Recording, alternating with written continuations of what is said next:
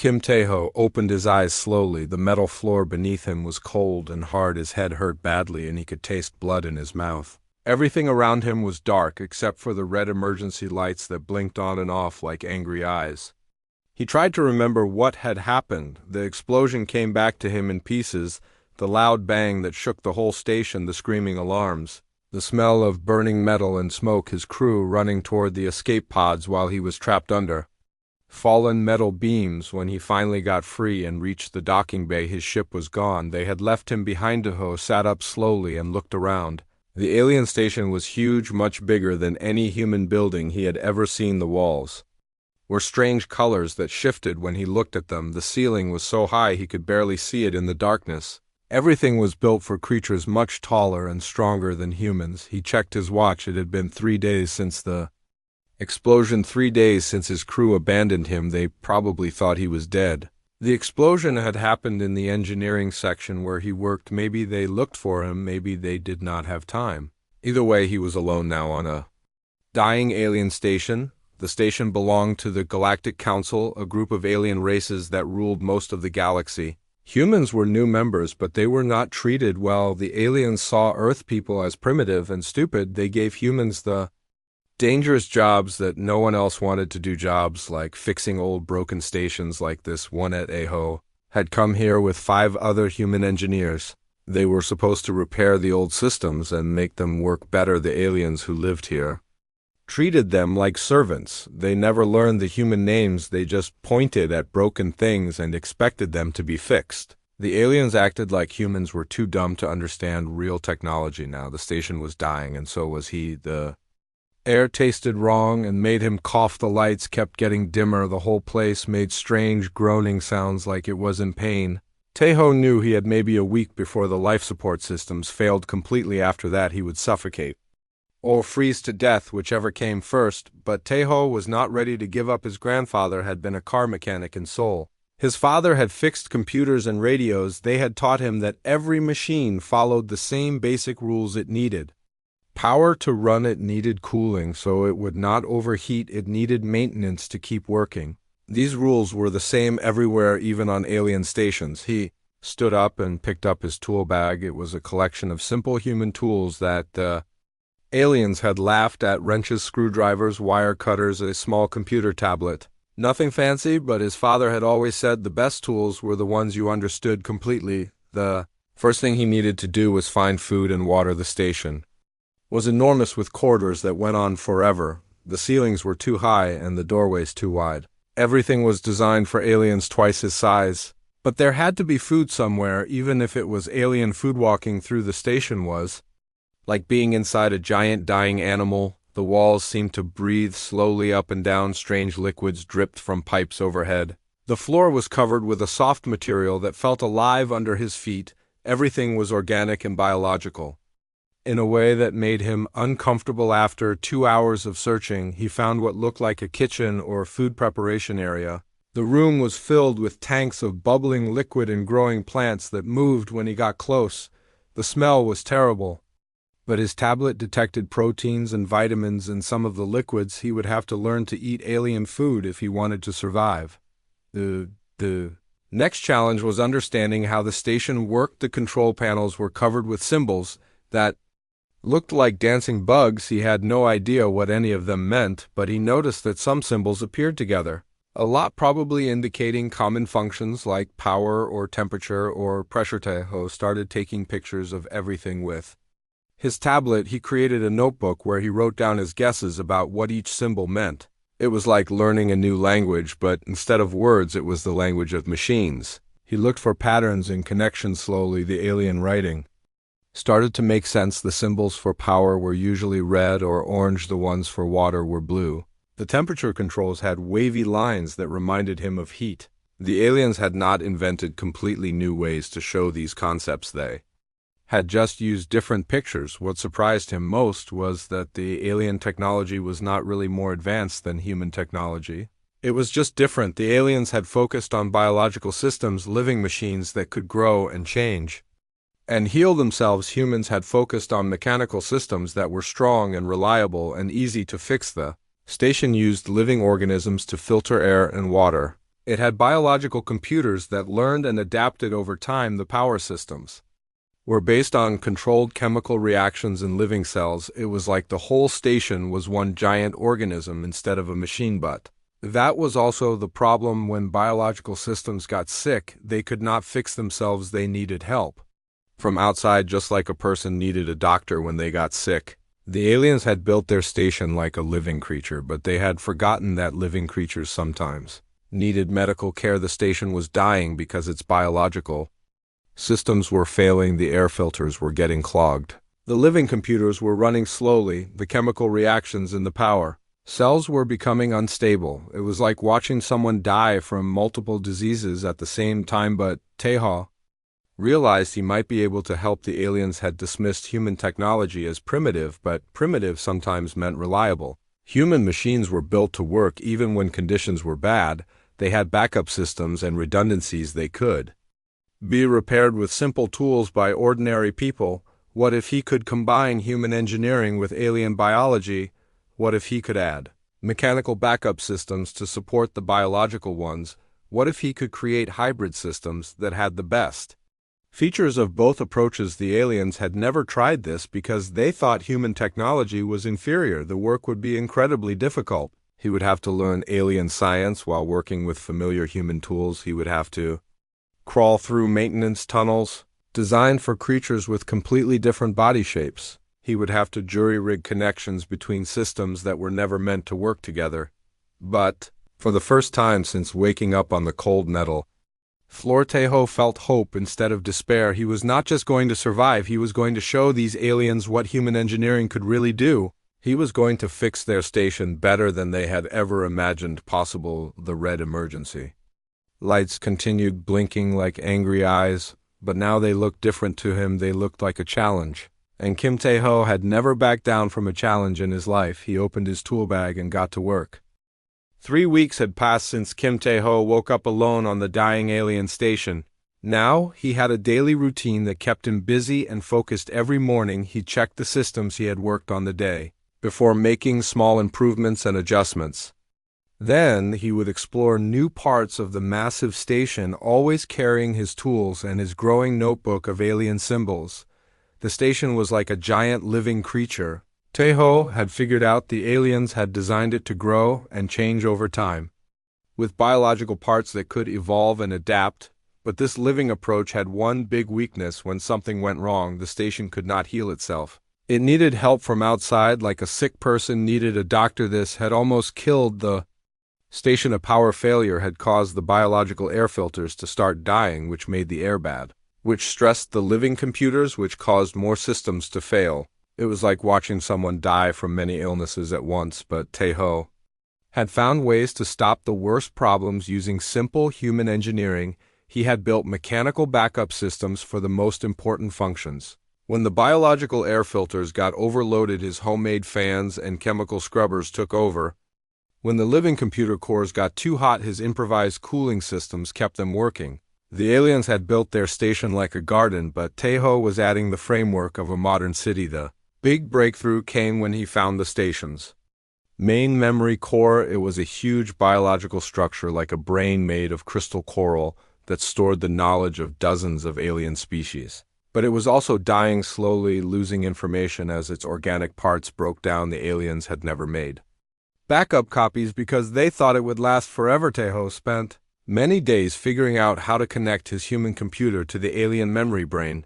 It was like trying to do brain surgery with old-fashioned tools, but eventually he found a way to build a bridge between the biological and electronic systems. He began copying and translating the stored information, creating digital backups of all the alien knowledge. What he found amazed him. The station contained scientific data from hundreds of worlds, technology blueprints for devices humans had never seen, and detailed records of alien cultures and societies. But most importantly, it contained the original design plans for the station and instructions for how to maintain it. Tae-ho realized that the aliens who had built this place were long gone, and the current inhabitants were just caretakers who had forgotten how their own technology worked. This gave him a huge advantage. He now understood the station better than anyone else in the galaxy. He knew which systems were critical and which were just backup. He knew where the original designers had made mistakes and where they had built things too complicated. This knowledge let him start making real improvements. He replaced failing biological sensors with electronic ones that were more reliable and easier to maintain. He installed mechanical systems to handle routine maintenance tasks that the biological parts could not do. He created hybrid systems that combined the best features of both approaches, the adaptability of alien biology with the reliability of human engineering. The work was incredibly satisfying.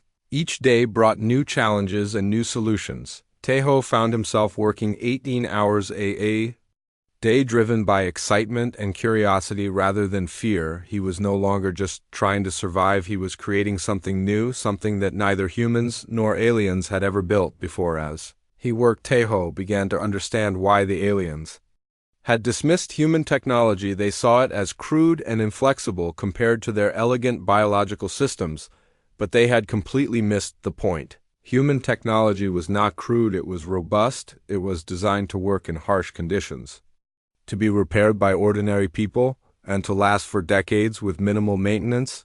These were exactly the qualities that the alien station needed. The transformation was remarkable. Systems that had been failing for years suddenly became stable and efficient. The station's power use dropped by 30%, while its output increased. The air became cleaner, the water purer, and the living spaces more comfortable. Tejo had not just repaired the station, he had evolved it into something better than its original design. But the most important change was in the station's central intelligence. The biological computer that controlled everything had been struggling with damaged memory and reduced processing power. Tejo's electronic backup systems had stabilized it, allowing it to function at full capacity for the first time in decades. The station's artificial intelligence, which had been barely conscious, suddenly became alert and aware. It had been like a person with a severe head injury, slowly recovering their ability to think clearly, and it was very interested in talking to the human who had saved its life one day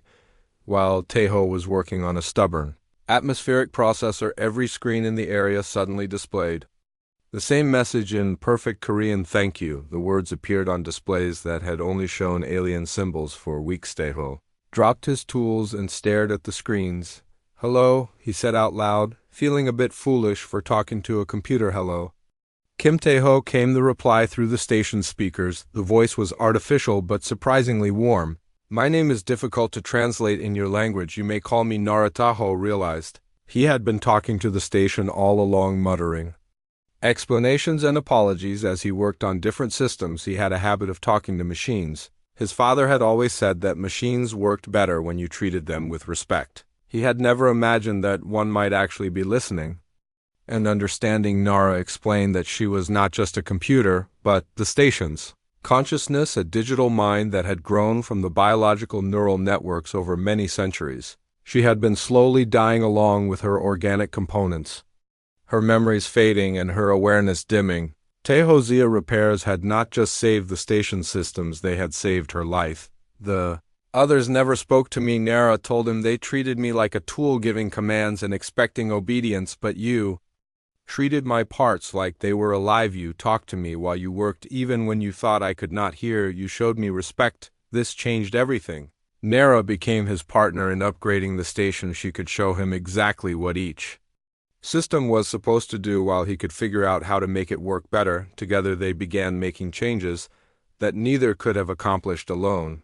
The station started to transform at an incredible speed. Working with Nara was like having the perfect assistant. She knew every pipe, every wire, every biological process in the station. She could predict problems before they happened and suggest solutions that Tejo never would have thought of. In return, he gave her new capabilities: electronic systems that expanded her awareness and mechanical tools that let her interact with the physical world. Together, they were creating something unprecedented in the galaxy, a hybrid consciousness that could think like both a biological organism and an electronic machine, a station that could adapt and evolve while maintaining the reliability that only mechanical systems could provide. But their partnership was about to be tested. Someone was coming to investigate why the station had stopped sending distress signals.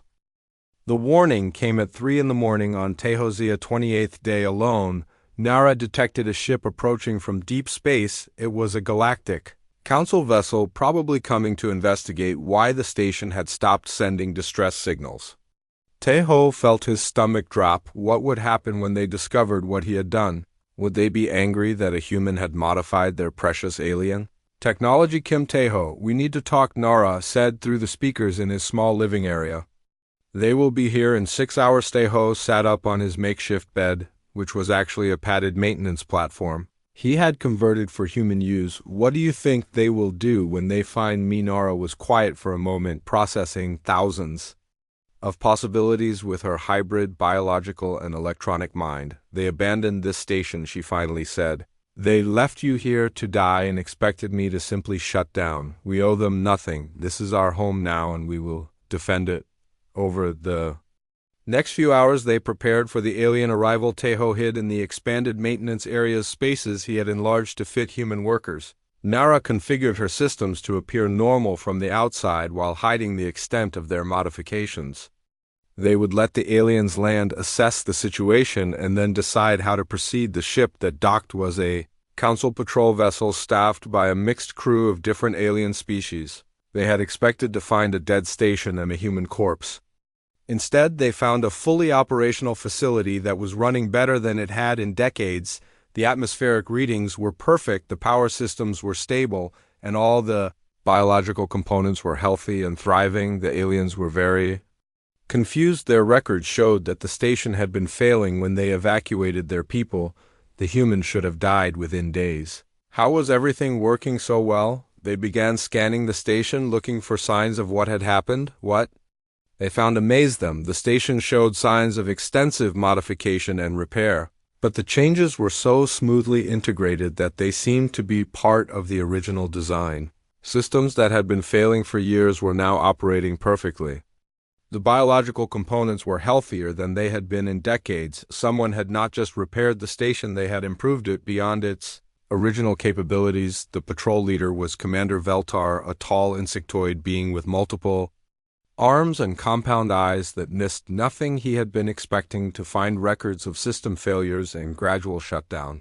Instead, he found evidence of the most sophisticated repair and upgrade operation he had ever seen. This is impossible, Veltar muttered to his crew. These modifications require advanced knowledge of both our biological systems and mechanical engineering. No single species in the Council has this combination of skills. Teho watched through hidden cameras as the aliens examined his work. He could see their growing amazement as they discovered system after system that had been not just repaired but dramatically improved. The patrol crew included specialists from several different species, and each one found modifications in their area of expertise that surpassed anything they had seen before. The power efficiency has increased by 37% reported. Dr. Kithera, the energy systems specialist, the biological filters are processing contaminants at twice their original capacity. The structural integrity has been enhanced with some kind of mechanical reinforcement system I have never seen before, Nara whispered to Tahoe through his hidden communicator. They are frightened. They do not understand how this is possible. Should we reveal ourselves? Tahoe made his decision. He had spent over a month transforming this station from a dying facility into a technological marvel. He had earned the right to face these aliens as an equal, not as a primitive human who should be grateful for scraps. He activated the station's communication system and spoke directly to the patrol crew commander Veltar. His voice echoed through the station's speakers, clear and confident. Welcome to Station Nara. I am Kim Teho, the human engineer your people left behind to die. I hope you are impressed with what we have accomplished. The alien crew froze. Several of them drew weapons, scanning the area for threats. Veltar's compound eyes rotated frantically as he tried to locate the source of the voice. Humans, show yourself. How are you still alive? I survived because I am very good at my job. Teho replied, better than your people realized.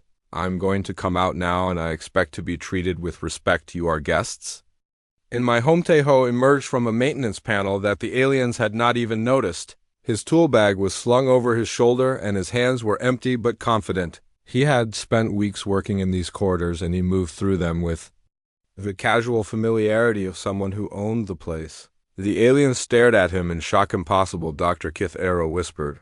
A single human could not have done all this. I was not alone, Tejo said with a slight smile. Nara, would you like to introduce yourself? The station's lights dimmed and brightened in a pattern that somehow conveyed greeting. When Nara spoke, her voice came from every speaker at once, creating a surround sound effect that made her presence unmistakable. Hello, Commander Veltar. I am the station's consciousness. Kim Tejo saved my life and helped me become more than I ever was before. The alien's reaction was immediate and dramatic. Several species in the Galactic Council had artificial intelligences, but none had ever heard of a biological consciousness interfacing so smoothly with mechanical systems. The hybrid nature of what Tejo and Nara had created was beyond their understanding. This is unprecedented, Veltar said slowly. The Council must be informed immediately. The implications are enormous. Implications are that humans are not as primitive as you thought, Tejo replied. We approach problems differently than you do. You saw our technology as crude because it did not match your preferences, but crude technology that works is better than elegant technology that fails to prove his point. Tejo activated some of the station's new systems. The aliens watched in amazement as mechanical arms extended from the walls to perform maintenance tasks, while biological sensors monitored every aspect of the station's health. Hybrid systems smoothly combined the best features of both approaches, creating capabilities that neither could achieve alone. Your people abandoned this station because you could not fix it, Tejo continued. You were going to let it die because you did not have the knowledge to save it. But a single human using primitive tools and crude methods not only saved it, but made it better than it ever was. What does that tell you about your assumptions? The question hung in the air like a challenge. The aliens had built their galactic society on the idea that different species had different strengths and that humans were only good for dangerous manual labor, but Tejo had just demonstrated capabilities that none of their advanced civilizations possessed. Over the next several hours, Tejo gave the aliens a tour of his modifications. He showed them how he had created backup systems for critical functions, how he had improved efficiency through hybrid approaches, and how he had enhanced the station's capabilities far beyond its original specifications. The aliens were fascinated despite themselves. More importantly, he demonstrated the partnership he had formed with Nara. The station's consciousness had grown and evolved through their collaboration, becoming something that was neither purely biological nor purely mechanical, but something new and unprecedented. She could think like a machine when precision was needed, but also adapt and learn like a living organism. This changes everything.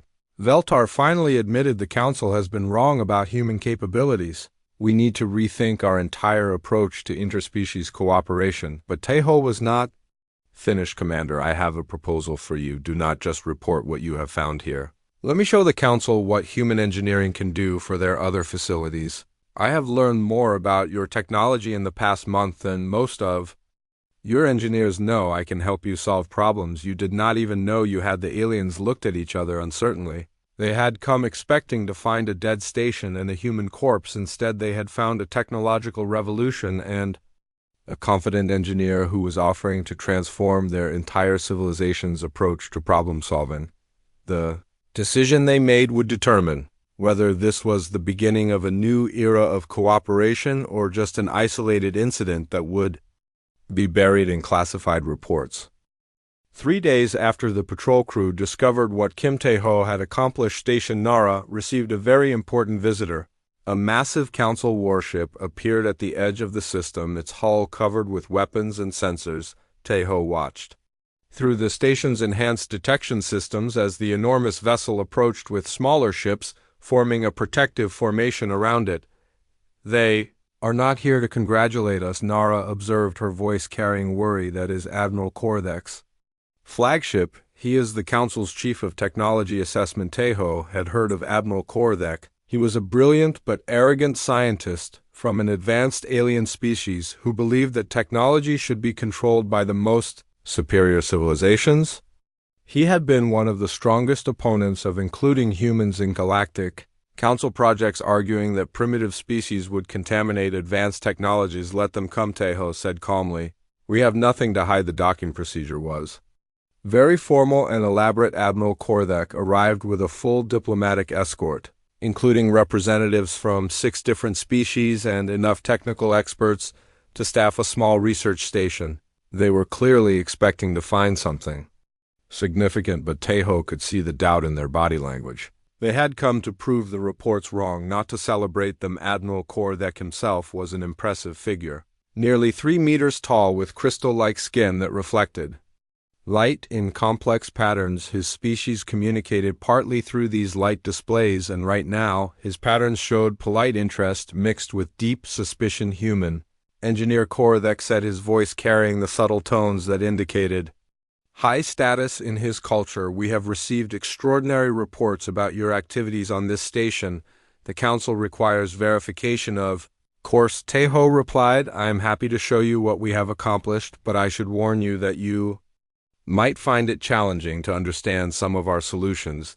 They do not follow conventional alien engineering principles. The insult was subtle but clear. Tejo had just suggested that the Council's top technology expert might not be smart enough to understand human engineering. Several of the escort members bristled at the comment, but Kordek's light patterns showed amusement. Interesting, the Admiral said. Please demonstrate these unconventional solutions. What followed was the most complete technical demonstration Tejo had ever given. He guided the Council delegation through every major system on the station, explaining not just what he had done, but why he had done it. He showed them the mechanical backup systems that prevented cascade failures, the hybrid sensors that combined biological sensitivity with electronic precision, and the adaptive programs that allowed the station to evolve its own solutions to new problems. But the real shock came when they reached the central computer core. The Council experts had expected to find a standard biological network, perhaps with some crude electronic additions. Instead, they found something that challenged their basic understanding of artificial intelligence. This is impossible, declared Dr. Vexthari, the Council's leading expert on digital consciousness. Biological and electronic systems cannot achieve this level of integration. The processing methods are completely incompatible. They were incompatible, Tejo agreed, until we developed translation systems that allow different types of technology to communicate. Nara, would you like to explain the stations? Consciousness appeared around them, displaying her thoughts as patterns of light and sound that shifted between biological and electronic modes. She spoke in multiple languages at the same time, demonstrating her ability to think in different ways simultaneously. The key insight, Nara explained, was that consciousness does not require a specific foundation. It emerges from information processing patterns, regardless of whether those patterns exist in biological neurons or electronic circuits. Kim Tejo helped me extend my awareness into both domains. The implications were staggering. The Council had spent thousands of years developing artificial intelligences, but they had always been limited by their underlying technology. Biological AIs were creative but slow, while electronic AIs were fast but inflexible. Nara represented something entirely new, a consciousness that could think in multiple modes at the same time. Admiral Kordek's light patterns had shifted to show genuine fascination. Human engineer, this hybrid consciousness suggests applications we have never considered. Military systems that can adapt like living creatures while maintaining electronic precision. Scientific instruments that can evolve their own analysis methods. The possibilities are endless. Tejo finished. But this is just the beginning. Everything you have seen here can be copied and improved. I have documented all our procedures and developed training methods. Human engineers can learn to work with your biological systems while your people can learn to integrate mechanical solutions. We can create a new generation of hybrid technologies that surpass anything either of our civilizations has achieved alone. The Council delegation spent the next 2 days examining every aspect of the station's modifications. They ran tests, analyzed data, and conducted experiments that confirmed the extraordinary nature of what Tejo and Nara had accomplished. The station was not just repaired, it was transformed into something that represented a completely new approach to galactic technology. More importantly, they began to understand the broader implications. Human engineering approaches, which they had dismissed as primitive, offered solutions to problems that had stopped their most advanced civilizations. The human emphasis on adaptability, reliability, and practical problem solving complemented alien strengths in biological systems and theoretical knowledge. The Council has made an error, Admiral Korthek finally admitted we have underestimated human potential. Your species offers capabilities that we need and we have knowledge that you could benefit from. Perhaps it is time to reconsider the relationship between our civilizations.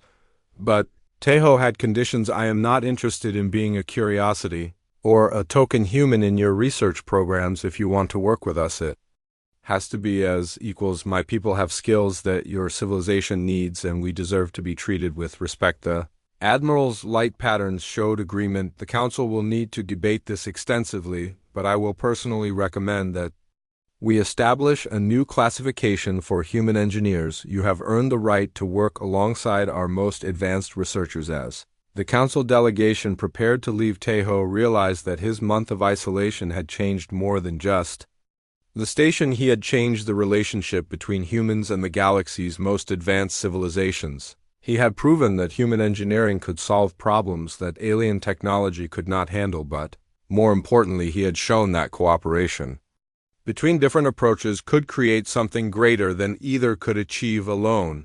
The station had become a symbol of what was possible when different species worked together as equals rather than as superiors and subordinates. News of the discovery spread quickly through Council space. Within days, representatives from dozens of species were requesting permission to visit the station.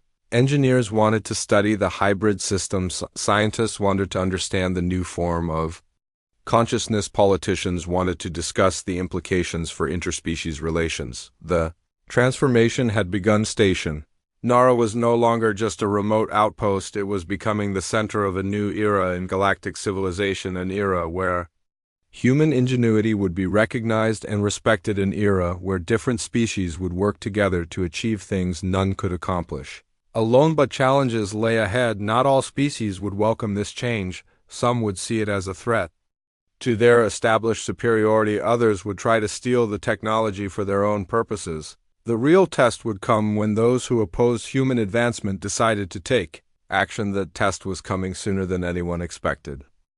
6 months after Admiral Korthek's visit, Station Nara had become the most famous facility in the galaxy. What had started as a dying outpost had evolved into the Council's primary research center for hybrid technology development. Engineers from dozens of species arrived weekly to study Tejo's methods and learn how to integrate human engineering principles with their own technological approaches. Tejo stood in the station's new observation deck, watching as the latest group of alien students worked on practice problems. The deck itself was a perfect example of the hybrid approach. Alien bioluminescent panels provided natural lighting, while human environmental controls maintained perfect atmospheric conditions. The space was both beautiful and functionally superior to anything either species could have built alone. You are proud of them, Nara observed, her voice coming from speakers that had been designed to sound warm and natural rather than mechanical. They are good students, Tejo replied. Engineer Lee Min-jae from the human team just solved the thermal regulation problem that stumped Council researchers for decades, and Dr. Veltan finally understood why backup systems are more important than perfect efficiency. In critical operations, the changes had been dramatic. The Galactic Council had officially recognized human engineering as a specialized field requiring advanced training and respect. They had established the Institute for Hybrid Technology Development, with Tejo as its first director. More importantly, they had begun recruiting human engineers for positions throughout Council space, treating them as valuable specialists rather than expendable workers. But the real transformation was in how different species worked together. The old model of isolated civilizations sharing only finished technologies had given way to integrated research teams that combined different approaches from the beginning: human adaptability, alien theoretical knowledge, and hybrid consciousness. Systems like Nara created solutions that none could have achieved alone. We have a problem, Nara announced, her tone shifting to alert status. Long-range sensors are detecting an unknown vessel approaching from outside Council space. Configuration suggests it is from the Void Territories. Hosea expression became serious. The Void Territories were home to species that had rejected the Galactic Council's peaceful cooperation model. They believed that advanced civilizations should dominate primitive ones, and they had been increasingly aggressive in recent years. A ship from the Void Territories meant trouble battle. Stations Tejo ordered, but do not power weapons until I give the command. Let us see what they want. The approaching vessel was a massive warship, its hull covered in weapon systems that had been designed for destruction rather than defense. It moved with predatory grace, clearly built by a species that valued military power above all else as it drew. Closer, Tejo could see that it was scanning the station with instruments that seemed designed to assess weaknesses rather than gather scientific. Data Station Nara, came the transmission, the voice harsh and mechanical. I am War Master Grikstal of the Hegemony Fleet. You will surrender the human engineer and all hybrid technology research immediately. This technology belongs to superior civilizations, not primitive species. Tejo recognized the name.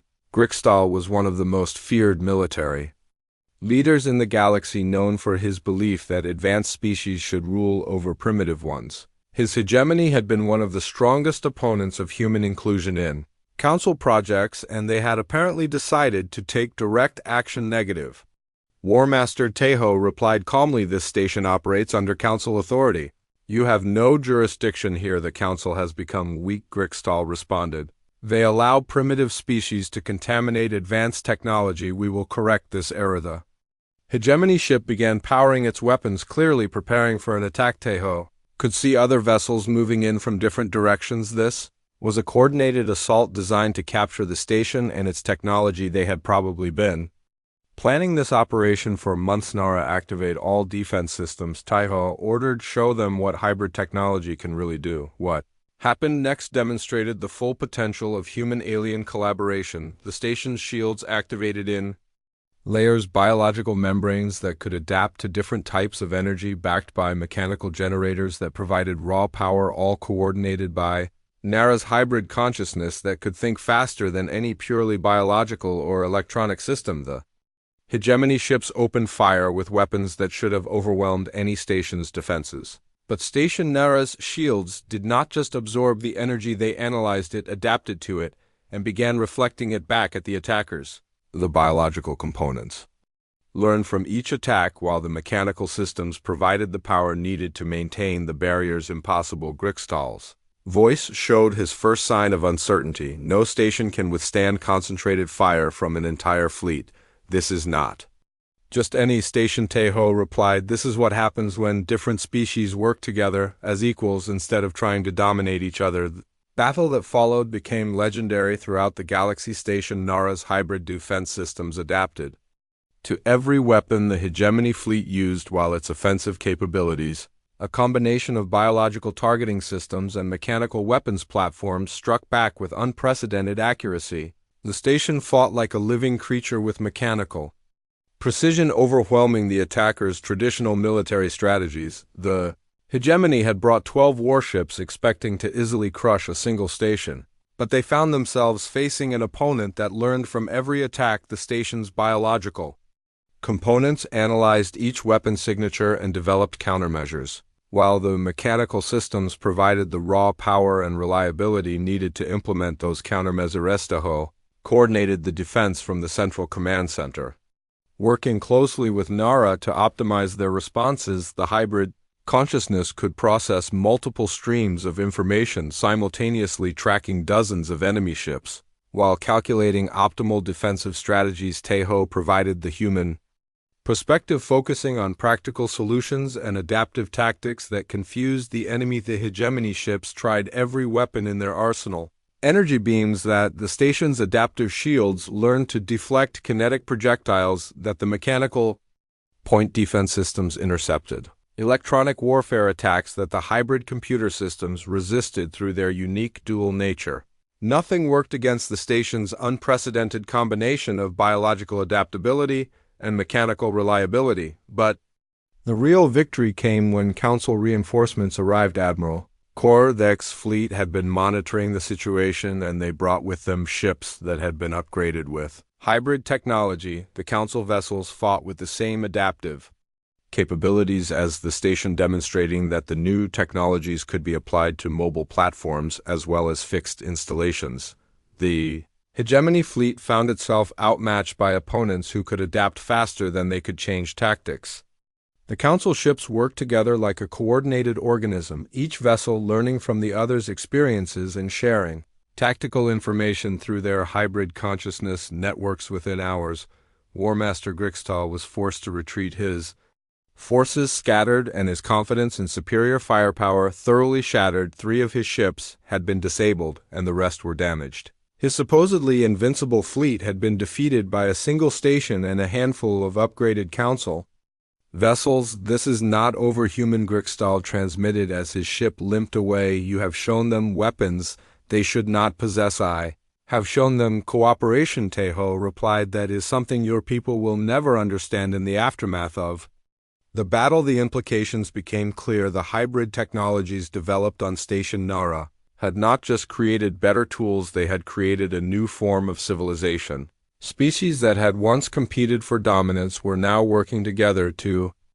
achieve capabilities that none could reach alone. The battle had been broadcast across the galaxy, and the results sent shockwaves through every civilization. Species that had dismissed human capabilities suddenly realized they had been wrong. The primitive engineers from Earth had created something that the most advanced military forces could not defeat. More importantly, the victory had been achieved through cooperation, not domination. The hybrid technologies worked because they combined the best features of different approaches rather than trying to force one species' superiority over another.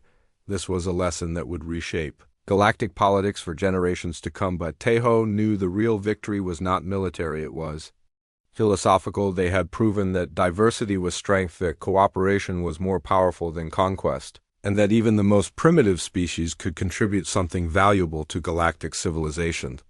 The galaxy would never be the same.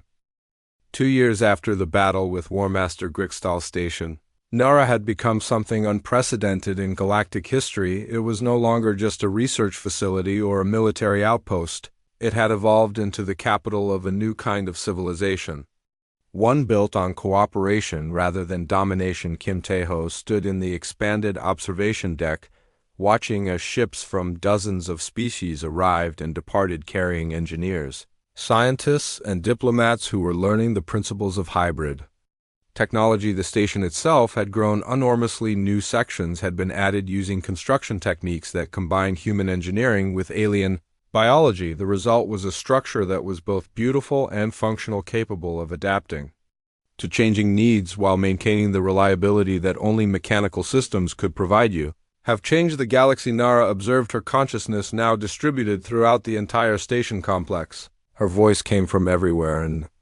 nowhere, a sign of how seamlessly her hybrid nature had integrated with the physical structure. "We changed it together," Teho replied. "And we are just getting started." The transformation had been remarkable. The Galactic Council had formally established the Hybrid Technology Alliance with humans as founding members rather than junior partners. Engineer Kim Teho, who had been left to die on a failing station, had become the first human to hold the rank of Galactic Chief Engineer. His story had become required reading in schools throughout Council space, but the real changes went far deeper than titles and recognition.